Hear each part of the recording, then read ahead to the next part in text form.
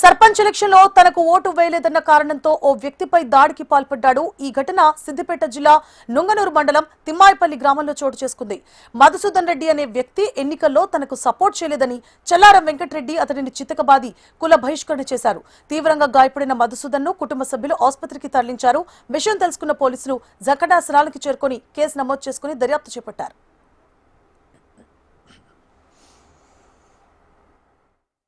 రెడ్డి సంఘం దగ్గరికి తిమ్మాయిపల్లి గ్రామంలో మా నాన్నను మా అన్నను తీసుకెళ్లి రాజశేఖర్ రెడ్డి, వెంకటకృష్ణారెడ్డి, దామోదర్ రెడ్డి, శ్రీధర్ రెడ్డి వీళ్ళందరూ రమ్మని చెప్పేసి ఇష్టం వచ్చినట్టు కొట్టిండు. మా అన్నయ్య ఇంటి దగ్గరికి వచ్చినా కానీ వాళ్ళందరూ రెడ్డి సంఘం మొత్తం ఆడవాళ్ళు మగవాళ్ళు అందరూ కలిసి మా అన్నను ఇష్టం వచ్చినట్టు మా నాన్నను కొట్టిర్రు, మా అమ్మను ఇష్టం వచ్చినట్టు కొట్టిర్రు.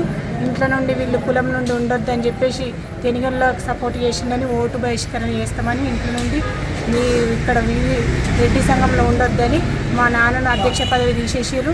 మా నాన్నను కూడా ఇష్టం వచ్చినట్టు కొట్టిరు. సర్పంచ్ ఎలక్షన్లో అతనికి చెల్లారం వెంకటకృష్ణారెడ్డికి సపోర్ట్ చేయలేదని మా అన్నను ఇష్టం వచ్చినట్టు బెదిరించుకుంటా కనబడ్డప్పుడు వాళ్ళు బెదిరిస్తూ కుల బహిష్కరణ చేస్తారా మిమ్మల్ని అనుకుంటా బెదిరించి ఈరోజు సంఘంలో పిలిపించి కొట్టిండు.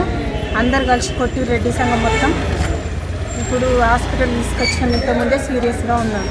మాకు పోలీసులు న్యాయం చేయాలని కోరుతున్నాను.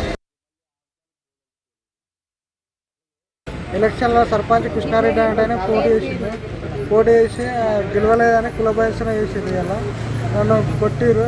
కృష్ణారెడ్డి అంటే గొడ్డలతో వచ్చి ఇంటి దగ్గర దాడి చేసారు. నా జేబులో 56,000 నుండి ఫోను 56,000 గుంజుకున్నారు. నేను ఎన్ని రోజులున్నా చంపేస్తా అంటున్నా. కిరాణా షాప్ ఉన్నాయి, నాకు కిరాణా షాప్ షటర్ కిరాయి తీసుకొని ఉన్నా. కిరాణా షాప్ కాడికి వచ్చి కూడా రోజు బెదిరిస్తారు. కిరాయి ఆయన బెదిరిస్తుండు.